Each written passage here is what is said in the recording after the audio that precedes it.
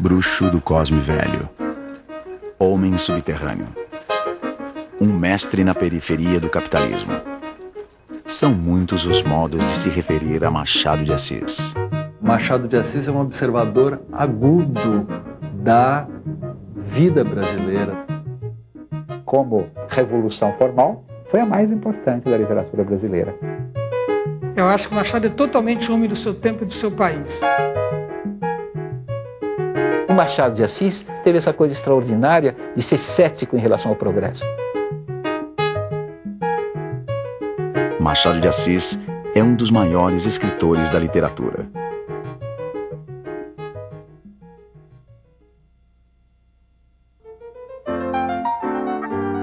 O que se deve exigir do escritor, antes de tudo, é certo sentimento íntimo, que o torne homem do seu tempo e do seu país, ainda quando trate de assuntos remotos no tempo e no espaço.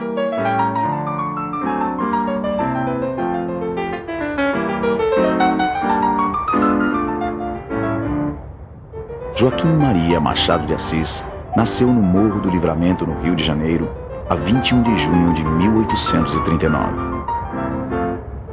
Seus pais morreram cedo e Machado passou por dificuldades econômicas. No Morro do Livramento, ele é basicamente dominado por uma grande propriedade rural durante uma boa parte do século XIX, que era da família Barroso, né? Que era a propriedade dentro da qual a família do Machado de Assis havia sido dependente, agregada. Machado não fez estudos regulares e começou a trabalhar cedo. Aos 16 anos, era tipógrafo na editora de Paula Brito.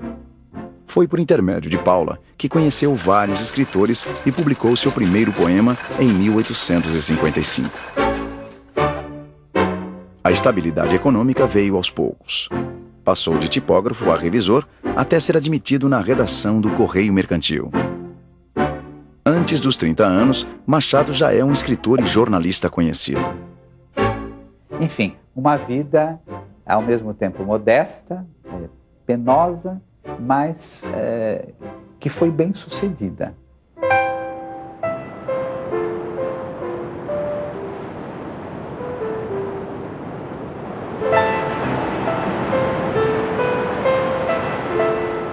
Um menino filho de uma lavadeira, de um pintor de paredes, que se torna jornalista, poeta, dramaturgo, escritor, romancista e presidente da Academia Brasileira de Letras e consagrado em vida, é alguém que atravessou a sociedade brasileira, né, de fora a fora.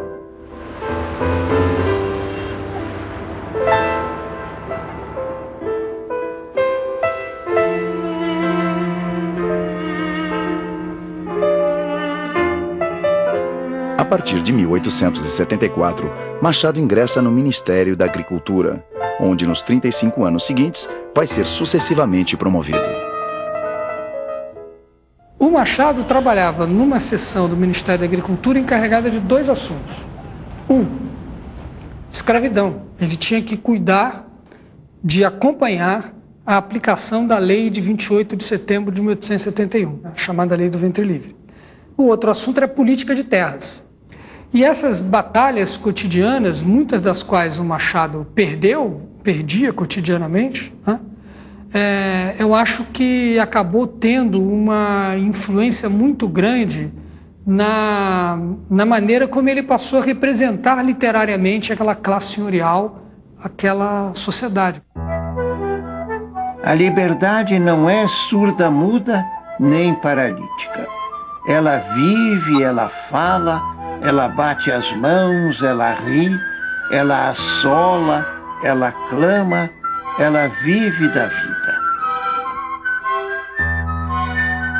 8 anos antes da abolição, o Machado de Assis teve a argúcia, teve a inteligência de dizer: aqui vai haver abolição da escravidão, mas a estrutura básica da sociedade não vai mudar. Quer dizer, não é verdade que o Brasil esteja progredindo em direção de uma sociedade igualitária.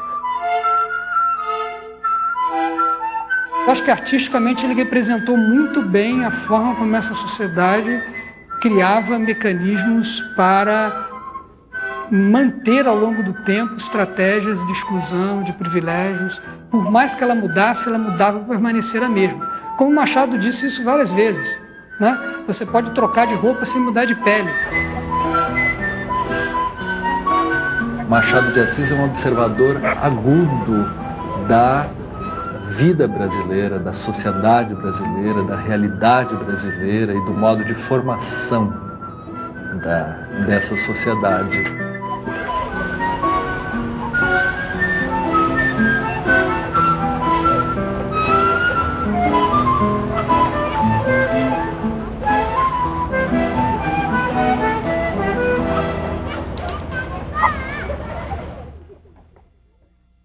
A obra de Machado de Assis é dividida em duas fases.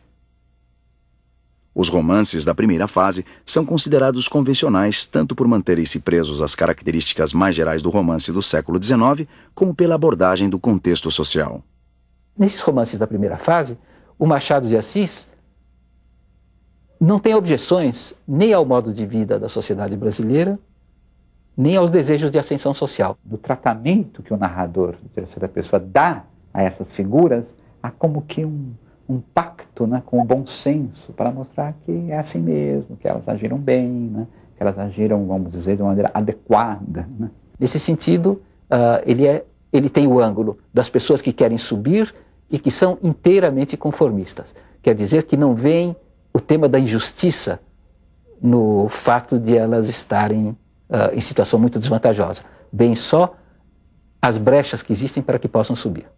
Com quase 40 anos, vítima de crises epiléticas, Machado de Assis é obrigado a retirar-se para Friburgo. A superação dessa crise é para muitos a causa de uma evolução espiritual que vai resultar na fase madura de Machado, iniciada pelos contos de papéis avulsos e pelo romance revolucionário Memórias Póstumas de Brás Cubas. Como revolução formal, foi a mais importante da literatura brasileira, sem dúvida nenhuma. Começou um romance que a gente pode chamar de moderno. Esse grande romance do Machado de Assis, ele depende de uma visão desabusada da cultura brasileira.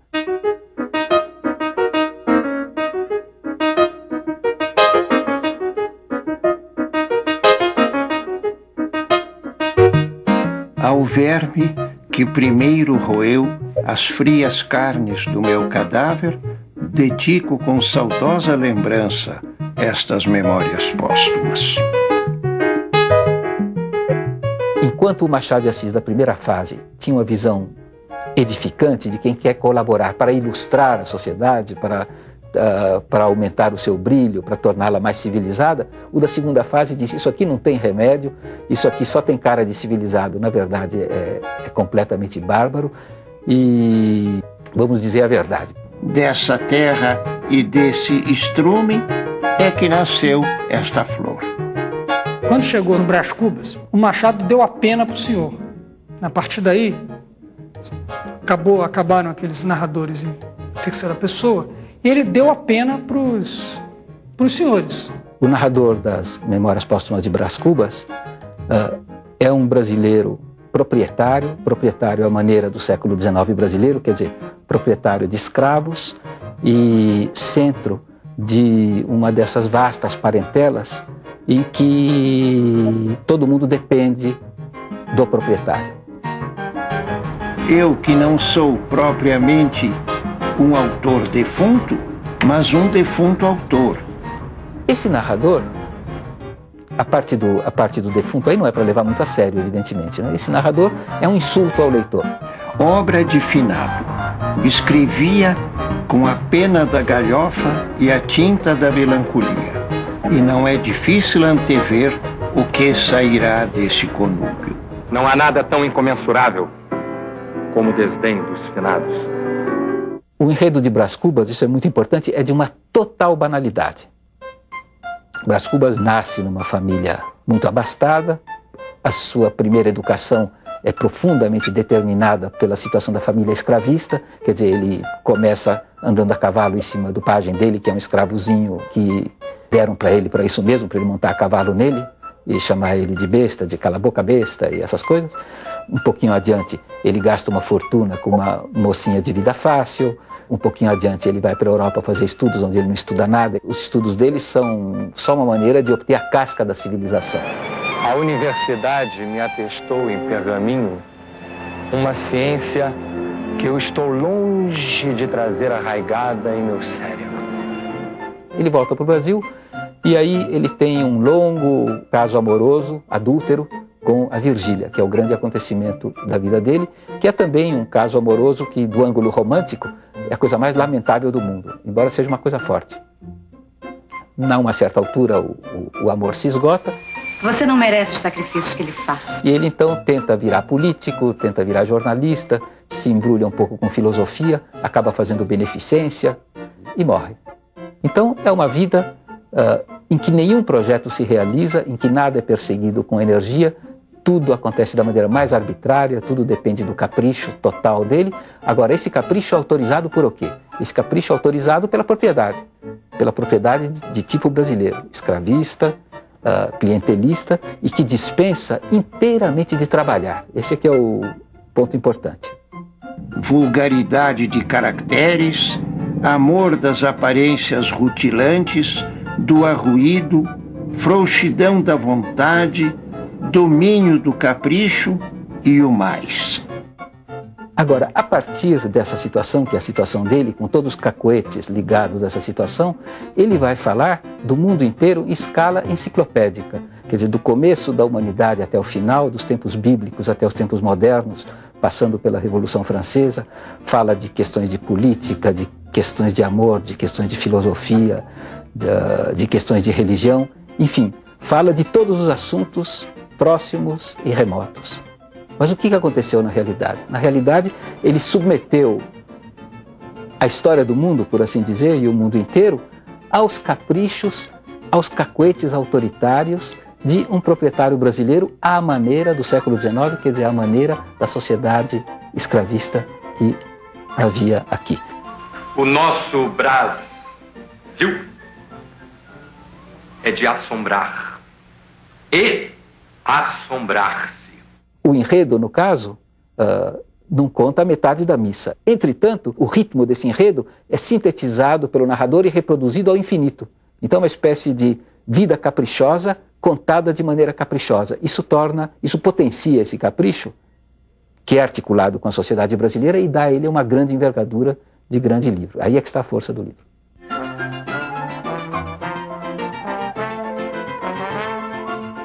Se te agradar, fino leitor, pago-me da tarefa.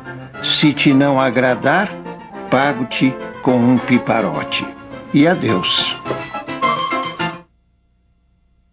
Depois de Brás Cubas, Machado voltou ao estilo das memórias em Dom Casmurro. Nesse romance, ele trata novamente das elites brasileiras na prosa culta e elegante de Dom Casmurro, um senhor solitário que lembra de seu amor por Capitu, a morena dos olhos de ressaca.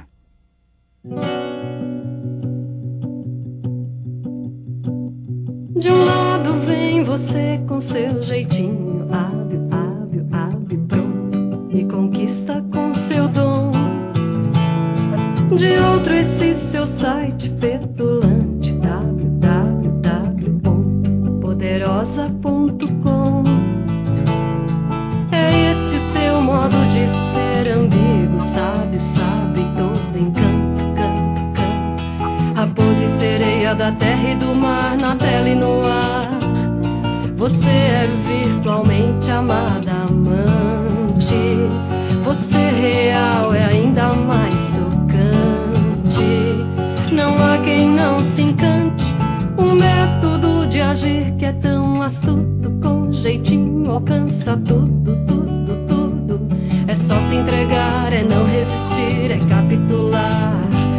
Capitu, a ressaca dos mares, a sereia do sul, captando os olhares, nosso totem tabu, a mulher em milhares. Capitu, de um lado vem você Casmurro conta, sobretudo, a história do seu amor de adolescência, que vai até um casamento e que termina mal, porque ele chega à conclusão de que a mulher o tinha traído, que o filho dele não era dele, mas do melhor amigo, conclusão que faz que ele põe a mulher para fora de casa, expulsa ela para a Suíça, exila ela na Suíça e nunca mais vê o menino, a não ser no fim da vida.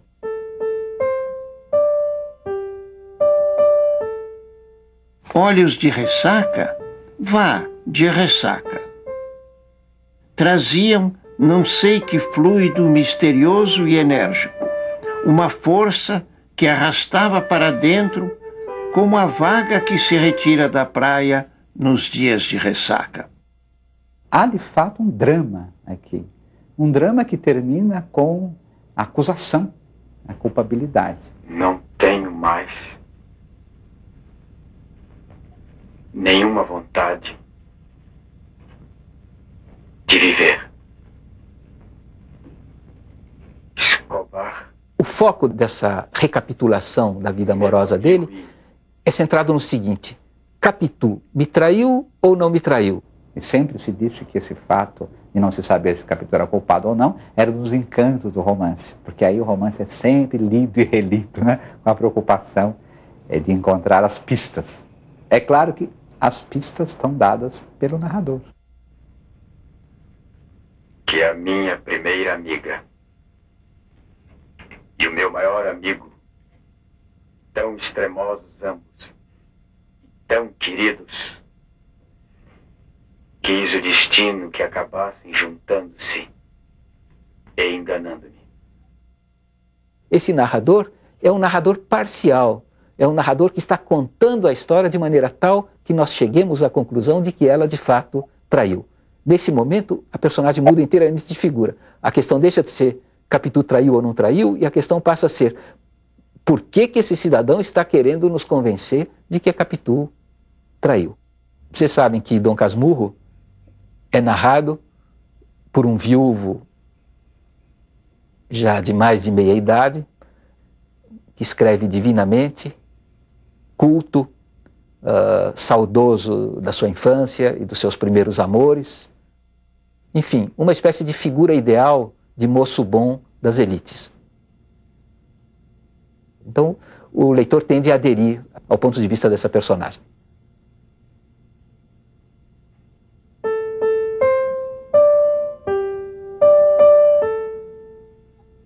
Que em lugar da temática geral da fidelidade e da traição, nós temos outro tema. Nós temos a história de um homem culto que resume as virtudes de elegância e de bondade e de caráter das elites brasileiras, que não está querendo nos convencer de que, embora ele tenha sido arbitrário, autoritário, patriarcal, à maneira tradicional, e tenha, com isso, destruído a sua própria vida, destruído a vida da mulher que ele amava e com quem ele vivia, da qual ele tinha um filho, ele está querendo nos convencer que, com tudo isso, ele é uma pessoa civilizadíssima e que ele tem razão.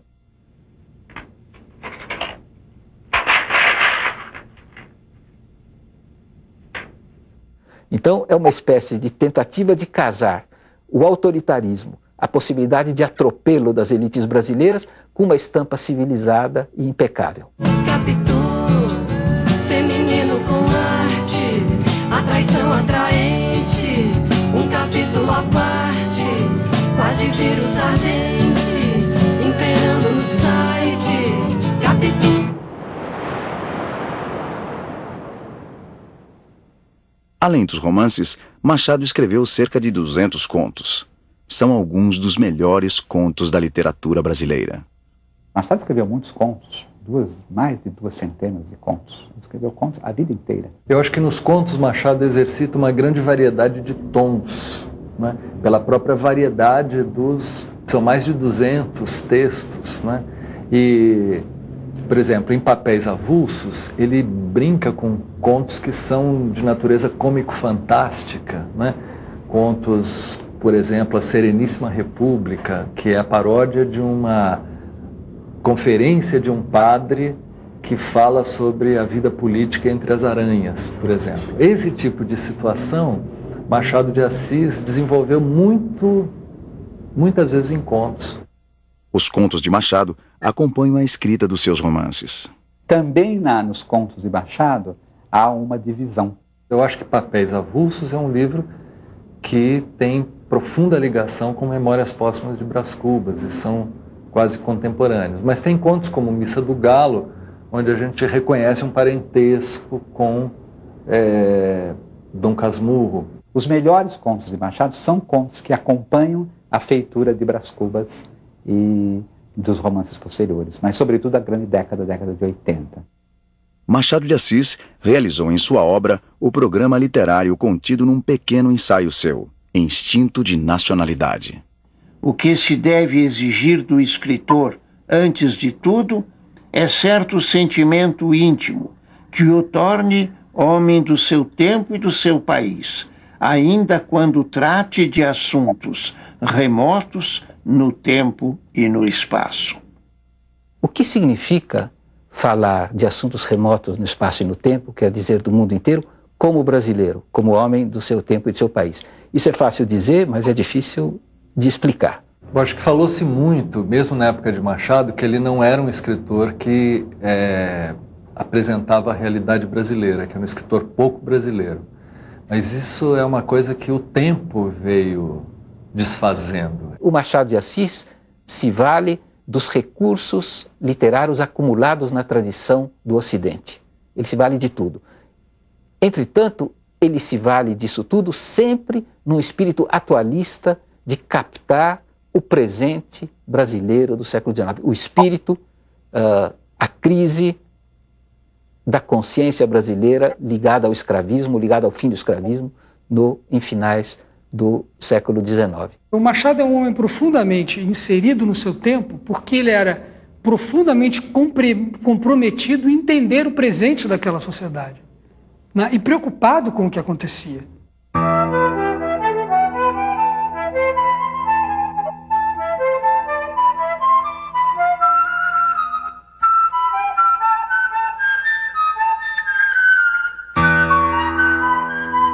Quando nós falamos em periferia de capitalismo, nós estamos pensando numa espécie de quintal do mundo, né?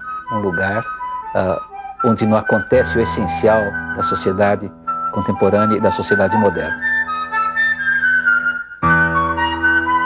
A arte, nesse sentido, é uma coisa muito peculiar, porque o fato é que muita arte de primeira qualidade se produziu em condições periféricas. E ser um mestre na periferia do capitalismo é encontrar a maneira pela qual essas inferioridades se articulam com as ditas superioridades do centro. E mais, uma vez que nós entendamos que essas coisas são complementares, a periferia passa a ser uma perspectiva crítica importante para entender e discordar da direção que os países centrais, que o núcleo central do capitalismo está dando, a direção que ele está dando ao curso da história contemporânea. E nesse sentido, o Machado é realmente um grande mestre na periferia do capitalismo. Joaquim Maria Machado de Assis morreu aos 69 anos em 29 de outubro de 1908.